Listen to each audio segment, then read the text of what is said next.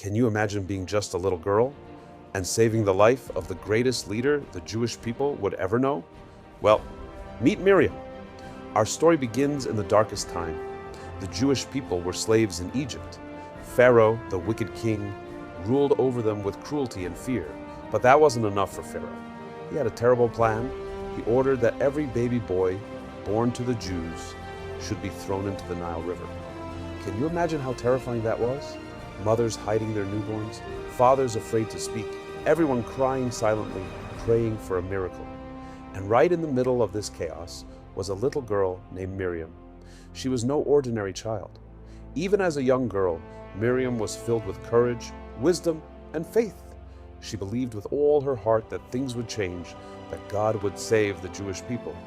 Miriam's parents were Amram and Jochebed, leaders among the Jews. When they heard Pharaoh's decree, Amram decided they should separate. Why bring children into a world like this? But little Miriam stood up, even to her own father. She told him, "Your decree is worse than Pharaoh's. Pharaoh wants to stop the boys, but you're stopping even the girls from being born." Amram realized she was right. So he and Jochebed remarried. And soon after, a baby was born. His parents named him Tuvia. The whole house filled with light when he was born. And Miriam, just 7 years old at the time, knew in her heart that this was the child who would one day save their people. But the danger was still real. After hiding him for 3 months, Jochebed placed baby Tuvia in a basket and gently laid it on the Nile River, hoping God would protect him. And who stood by the riverbank watching over him with eyes full of hope and courage? Miriam. She didn't cry. She didn't run. She stood tall, strong, waiting to see what would happen. That's who Miriam was, brave, steady, faithful. Then something incredible happened. Pharaoh's own daughter, Batya, came to the river. She saw the basket, she opened it, she saw the crying baby, and she fell in love. She knew he was a Hebrew child, but she took him anyway, determined to save him.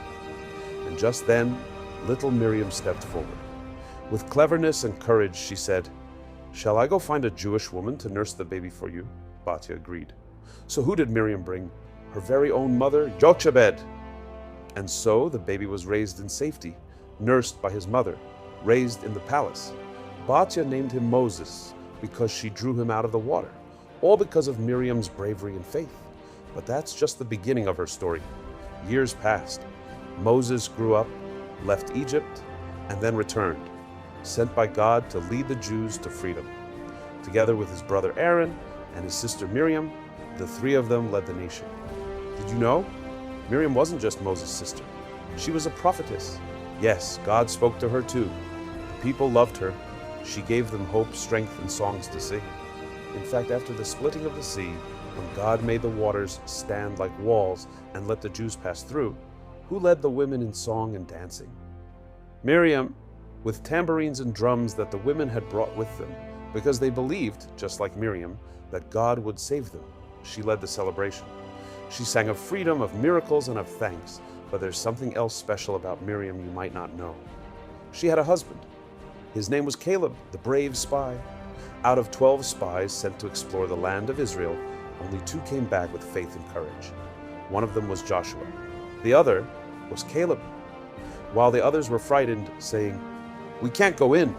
The people there are giants," Caleb stood up and declared, "We can do it. God is with us."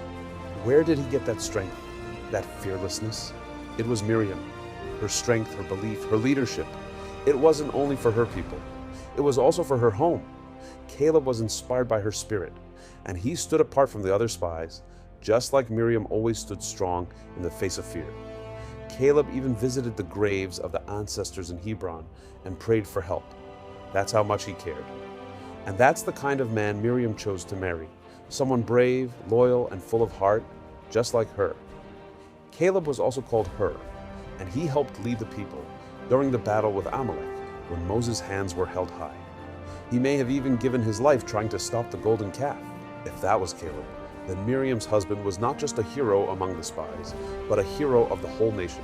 God rewarded him greatly because of Miriam. Caleb was given cities in the land of Israel, and his descendants became leaders. Because when you're married to someone like Miriam, greatness follows, but even heroes make mistakes. There was one moment when Miriam spoke about her brother Moses, not out of anger or jealousy, but to question something she didn't fully understand. And even though her intentions were good, God gently showed the people how careful we must be with our words. Because she spoke ill of Moses, Miriam got leprosy, a skin condition, and had to stay outside the camp for 7 days. But here's the beautiful part. The entire nation waited. They didn't move without her. Over 600,000 people camped in place, honoring the woman who had stood by them through everything.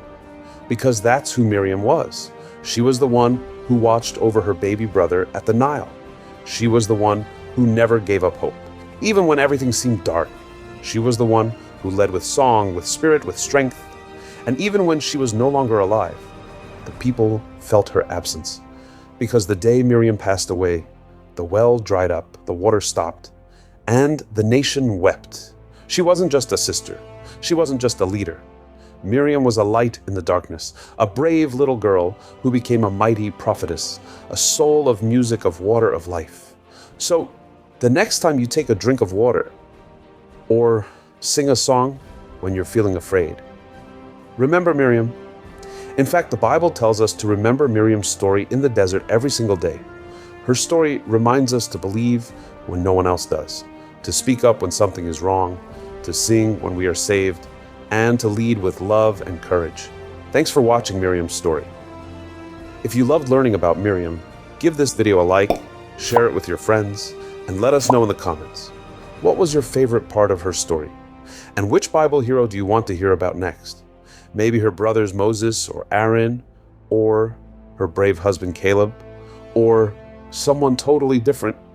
Don't forget to subscribe so you never miss the next adventure. See you soon.